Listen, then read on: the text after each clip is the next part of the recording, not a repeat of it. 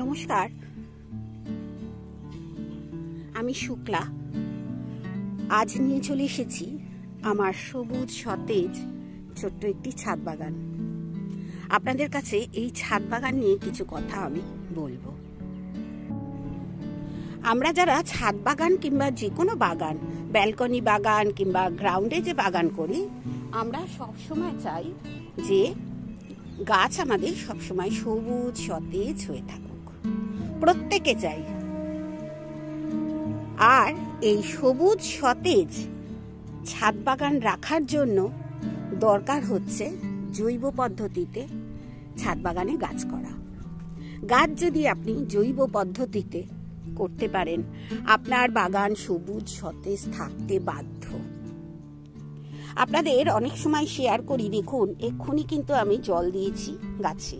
দেখুন এখনো জল, হাওয়া হচ্ছে, জল ঝরছে, প্রত্যেকটা গাছের পাতা কিন্তু আমার ভিজে।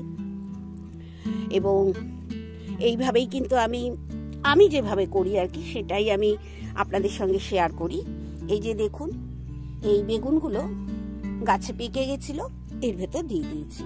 এতে আরো জল দিতে হবে, জলটা দেব, আরেকটু জল দেব এতে আমি।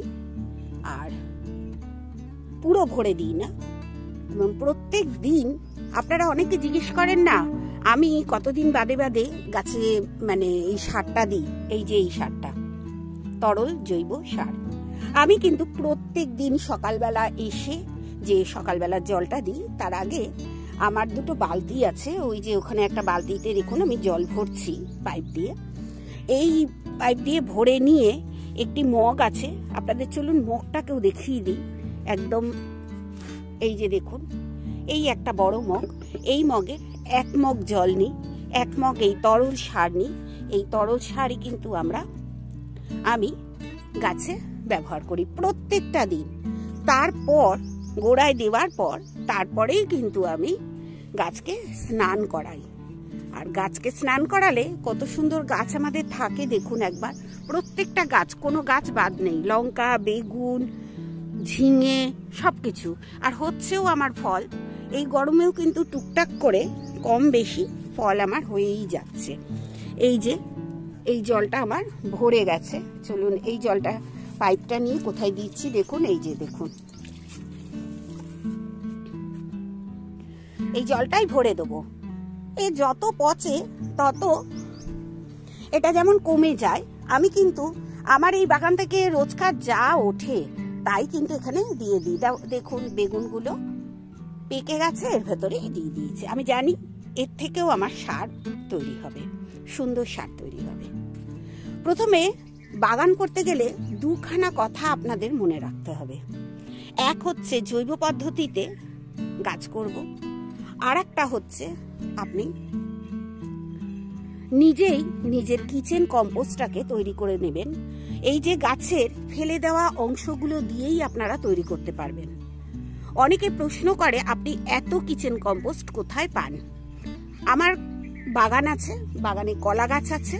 কলা গাছের থোর কাটলে দেখবেন থোড়ের চারপাশে যে বাকলা মতো থাকে, আমি কিন্তু ওই বাকলাটাও ছোট ছোট টুকরো করে কিচেন কম্পোস্টে দিয়ে দিই। একটা যদি বাকলা একটা কলা গাছের দিতে পারেন, কিচেন কম্পোস্ট অনেকটা তৈরি হয়। এই যে ফুলগুলো দেখছেন, এই যে ফুলগুলো দেখুন ওখানেও আছে। এখনো পর্যন্ত চন্দ্রমল্লিকার যে জায়েন্ট ভ্যারাইটির ফুলও কিন্তু আমার ছাদ বাগানে হচ্ছে। সম্পূর্ণ ওই তরল সারের উপর নির্ভর করে আমি গাছ করি। দেখুন কি সুন্দর লাগছে বলুন তো, আমি ফেলতেও পারছি না। এই যে একটা গাছ আছে না, দেখাই আপনাদের, এইটা একটা, এই যে এইটা একটা বোগেনভেলিয়ার ডাল বসিয়েছিলাম, তারই একটা চারা হয়েছে এবং তার গোড়া দিয়ে এই গাছটা হয়েছে। আমি গাছটাকে ফেলতে পারছি না, কারণ এত সুন্দর ফুল আমি কোথায় পাবো? এটা আমাদের প্রকৃতির দান, শুধুমাত্র তরল সারে। তরল সার বলতে ওই খোসা ভেজানো যে সার। দেখুন এই ফুলটাকে দেখুন কত সুন্দর, এর শোভা দেখুন, অদ্ভুত সুন্দর। আমার রং বেরঙের এই ফুল গাছ ফুল দেখতে খুব ভালো লাগে। আর কদিন আগে এই মাটিটা আপনাদের তৈরি করা দেখিয়েছিলাম, সেই কাঠের গুঁড়ি দিয়ে দেখুন ঢেঁড়স বসিয়েছিলাম, এই যে উঠছে, এই যে এখানে উঠছে।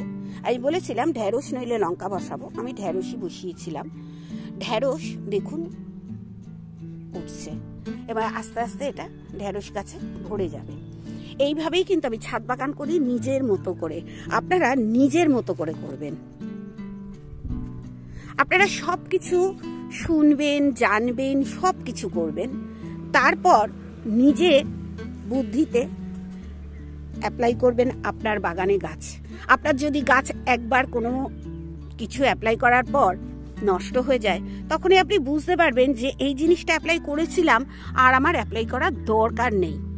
এইভাবে কিন্তু আমার অভিজ্ঞতা বেড়েছে। আমি তো গাছ নিয়ে পড়াশোনা করিনি, আমার সাবজেক্ট ছিল ভূগোল। জিওগ্রাফি পড়ে খানিকটা তো গাছেদের ওপর একটু মায়া মমতা এসেছেই, সেখানে তো আবার অনেক কিছু শেখায়। আর দেখুন আমার গাছ কিন্তু সব সময় সবুজ সতেজ। হ্যাঁ, যে কথাগুলো আমি বারবার বলবার চেষ্টা করছি ভুলে যাচ্ছি, সেটা হচ্ছে দুটো জিনিস খেয়াল রাখবেন সব সময়। মাটি তৈরি একটা, আর দ্বিতীয়টা জৈব সার। এই দুটো জিনিস যদি আপনারা খেয়াল রাখতে পারেন, আর মাটি সবসময় চেষ্টা করবেন একদম ভুরভুরে মাটি। এই ভুরভুরে মাটি যদি আপনি করতে পারেন, আপনার গাছের শিকড় যখন এই ভুরভুরে মাটিতে এধার ওধার যাবে, ওরা তখন সুন্দর করে আপনাকে ফল দেবে, ফুল দেবে, গাছও হবে সুন্দর সতেজ, যেভাবে আমার গাছ হয়েছে। আজকে চলুন আবার একটা হলুদ জবা ফুটেছে, সেটা দেখিয়ে আনি। এটা বড্ড প্রিয় আমার, হলুদ রংটা। এই তুচ্ছ তুচ্ছ জিনিসগুলোকেই ভালোবাসতে শিখুন, দেখবেন আপনিও আনন্দে গাছ করতে পারছেন। আমি কিন্তু সেইভাবেই করি। অনেকে বলবেন লঙ্কা গাছে জল দেব, হ্যাঁ লঙ্কা গাছেও কিন্তু জল দেবেন, এই স্নান করাবেন জল দিয়ে আর কি।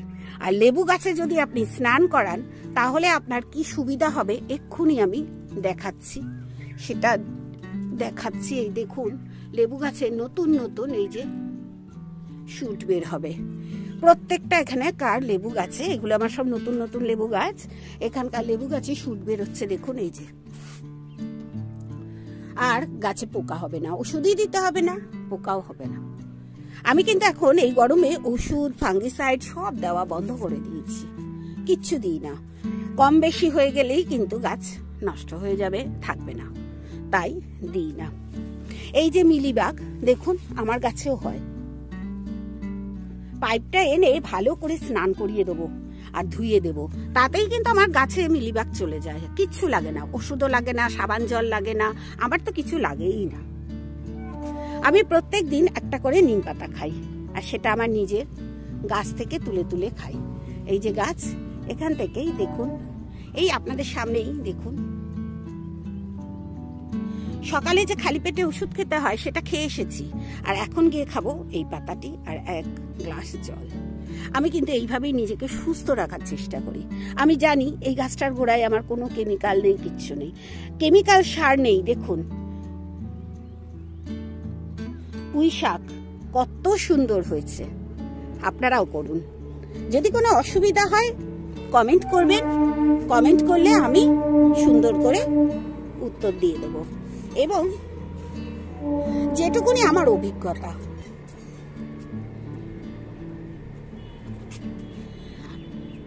আমি প্রায় 25-30 বছর ধরে গাছ বসাই, গাছ করি। গাছ না আমার হাতে একটা ডাল বসালেও গাছটা তৈরি হয়ে যেত অনেক ছোটবেলায়। তাই আমার মায়ের যারা বন্ধু ছিল তারা বলতো কে আয় আমার গাছটা বসিয়ে দিবি। আমি বসাতাম, তাদের গাছ সুন্দর হতো আর আমারও আনন্দ হতো। তখন থেকে আমি বুঝে গেছিলাম গাছ কিন্তু যে ভালোবাসে তার কাছে ভালো থাকে। আপনি গাছকে ভালোবাসুন, আদর করুন, দেখবেন আপনার গাছও ভালো থাকবে।